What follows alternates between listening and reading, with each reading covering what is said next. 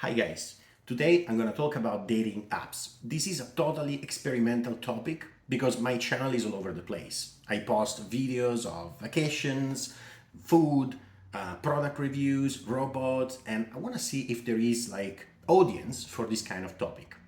Reason why I decided to pick dating apps is because I used many of them in the past, and often talking to my friends that are in a relationship, I got asked, how do they work? What are the benefits, and how do you cope with that? So I think today I'm not going to talk about the specifics of individual dating apps, Tinder, Bumble, Hinge, and so on and so forth.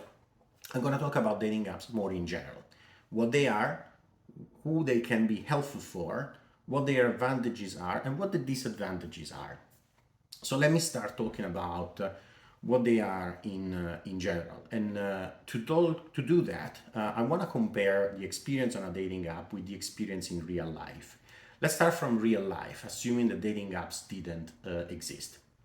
Well, if we look at the process of dating someone or getting to date someone, you need to start from getting yourself out there, seeing people that you might like, having the chance to tell them that you like them, understanding if they like you back, and then eventually going, asking to go out, and then going on a first date and taking it from there.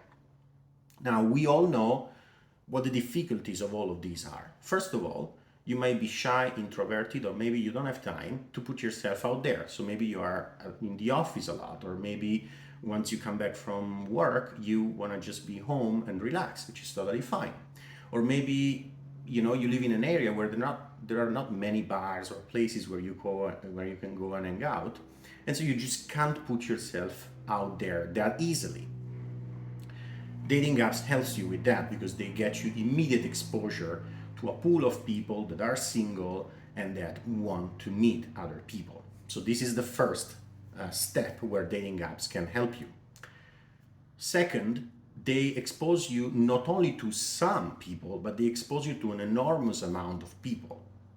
So let's assume that you are putting yourself out there in real life, but you end up in bars or places where there are not many people, leave alone single people, leave alone people that you find attractive subjectively, and then leave alone the ones that are available to talk to you, and so on and so forth.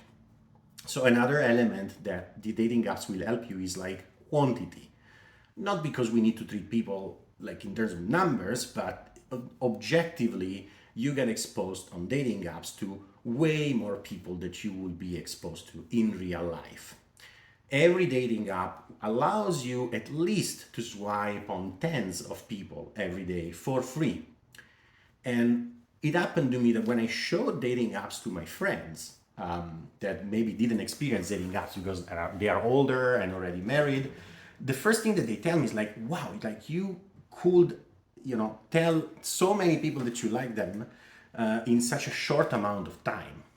So this is definitely a great advantage compared to real life because in a matter of days, you can express your preference to hundreds of people. And then the second part, then the other part comes in. After expressing to somebody that you like them, you need to understand if that's reciprocated or not. Now, doing all of this in real life, it doesn't really take just a few minutes or seconds. It might take some time to find the person, kind of express that you're interested, and kind of gauging whether they are interested in you or not. It's not going to be so straightforward. Again, adding all the other complexities, if you're introverted or if the other person is introverted, all of this can slow the whole thing down. Well, on dating apps, it's pretty easy, and that's another advantage of them. You swipe left or right to say, I like you or I don't like you. The other person, in a matter of seconds, can do the same without the barrier of being introverted or shy or being in an awkward situation. It's just you're doing it on your phone. So that speeds up the process of matching and understanding if the other person reciprocates you. So definitely, if you have problems going out there or expressing your feelings or finding people, this is, dating apps are definitely gonna help you with this. Now, after the match, well, there is where real life starts being comparable to dating apps. And that's where the help of dating apps kind of phase and they hand over the success of the connection to you. Why? Well, because you need to start a conversation. And so the dating app can't help you much with that. So you need to start chatting over the app and then being able to transition that conversation into a first date. That's not obvious and easy at all.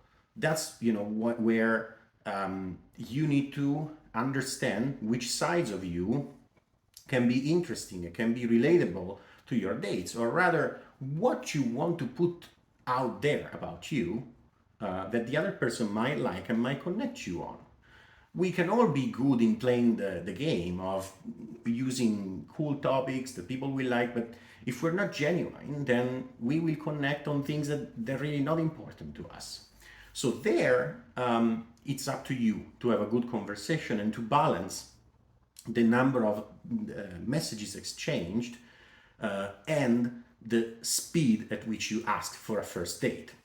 We will talk about this in a different session if you guys want. And we can talk about what's the ideal length of a conversation before asking somebody out. Well, after you do this conversation, which I think it's still easier to do over an app than in person, because again, it removes like some awkwardness barrier, some shyness barriers, and so on and so forth, then you need to ask for a first date. I think that from there on, that's pretty much where the dating apps lifestyle matches the real life dating style. You need to go on a first date, on a real first date. You're gonna be interacting in person, and that's where sooner or later the true you will come out. So to recap, dating apps can help you get an enormous amount of quantity of people, get exposed to the enormous amount of quantity of people, which you would probably never end up, engaging with in real life. And also, I would add one more thing. They can help you to some extent filtering out, because you can express preferences in terms of age, height, and other parameters like what you're looking for in dating, what you like doing, what your hobbies are, and so on and so forth. And then once you have this, certain amount of people that you're talking to, you can decide who you like more and who you want to take on a first date. And there, that's up to you. So I would say use dating apps if you are in a situation where you can't really find many people to start a conversation with, or maybe you're shy to start a conversation with. That will definitely help you get outside of your bubble and start connecting with other people. I want to touch briefly on the disadvantage of dating apps. And I think that the interesting side is that, in my opinion and in my experience, the advantages of dating apps can also become the disadvantages when we don't apply some good judgment. What do I mean? Well, let's talk about quantity, and let's talk about the ability of filtering people. First of all, quantity is a problem. We all know, and there is research showing this, that when people have too much choice, then they make it difficult, then they get it very difficult to make a decision. And so there is this theory that being too much on dating apps will basically paralyze your ability to choose a partner in a relationship and develop that in a healthy way. There is always this perception that the choices are infinite and that you can always go on a dating app and find somebody new. This doesn't help the development of healthy relationships, because healthy relationships need work, and there is no app that can help you with that. No dating app can help you with that. It can only harm that. So it's not unusual to be starting to date somebody, obviously starting to see the first problems and disagreements, which are totally normal in a relationship, and having your brain say, well, you know what, I kind of don't like this. Let me go back on the dating apps and see if I find somebody better. Now, perfect person doesn't exist, and the dating apps will not find you the perfect person. So if you get stuck in this loop of never getting off this mindset of infinite choice, I think that this is a big, big disadvantage of dating apps, and you will probably not be able to develop a healthy relationship. Well, the second disadvantage, in my opinion, is the excessive filtering. The dating app can only help you filter as many parameters as they are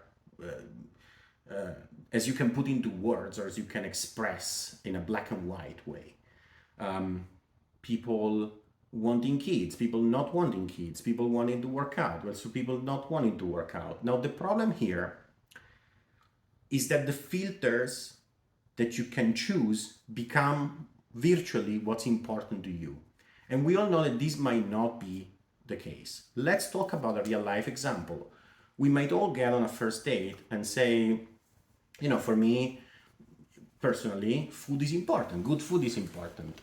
Enjoying a good dinner, enjoying a good lunch is important. And I don't necessarily make like super healthy decisions around food. I'm not one of those who always eats salad, tries to reduce carbs. I mean, of course, I take care of those things. But if I want to have a nice dinner, I'll still do that.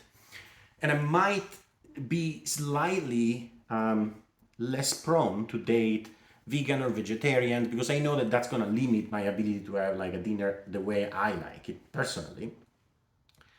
And if I apply a filter for that, I might miss out on amazing persons that maybe just like salad, or maybe are vegetarian, or maybe they're vegan, and that's great. And maybe they're amazing person on many aspects, like maybe being great partners in crime, very respectful, very healthy, very mature, very successful, people you can learn with and be inspired by or feel protected by.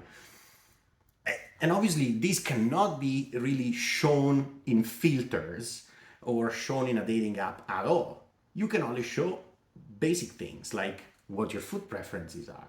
And so I think that, you know, if you expand this to many other filtering possibilities like age, like location, like family goals, like you will kind of lose great opportunities.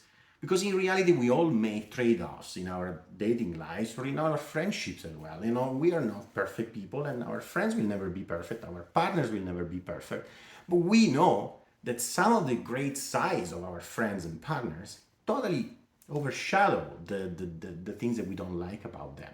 The same for dating. So this ability to filter might also be detrimental in the long run. So my advice is always go there with an open mind, use as few filters as possible, and see what's out there. Give them a chance. Go out. Like nothing will ever beat a good in-person date. So be mindful of this, be mindful of the filtering, be mindful of the quantity, be mindful of your feeling. If you're feeling overwhelmed, if you feel like, oh my gosh, you can't settle once you're on a dating app, well, maybe there is something wrong that you're doing and maybe a break is the right thing to do. So use them with moderation, but I think that they're a great tool to put yourself out there, to meet new people, to start new encounters, relationships. Some of them will become romantic relationships, some of them will become friendships, and that's great and that's fine. But I think dating apps really work very well to get outside of your bubble, to get to meet new people. And if you do it in the right quantity with moderation, whatever moderation means to you, I think you can balance finding amazing people you wouldn't have met otherwise, and even learning something new about them, about yourself, about what you like, about what you can compromise on. And yes, so that's my advice and that's my take on dating apps. I think that there are big differences on what you can find depending on the different dating apps. I purposely didn't touch on this. I didn't want to go over 15 minutes on this video. But if this topic is interesting, please follow, leave a comment, a question in the comments, and tell me what you would like to talk about next. And I'll be more than happy to touch on those topics. And for sure, I'll tell you about my take on different dating apps and what I think they're good at and what they're bad at. And that's it. Thank you for watching. I'm looking forward to your questions and your comments and your feedback. This is a very amateur video, so I expect a lot of developmental feedback down in the comments, but we made it below 15 minutes, and I hope it's the right duration. Have a good day, and thanks for watching.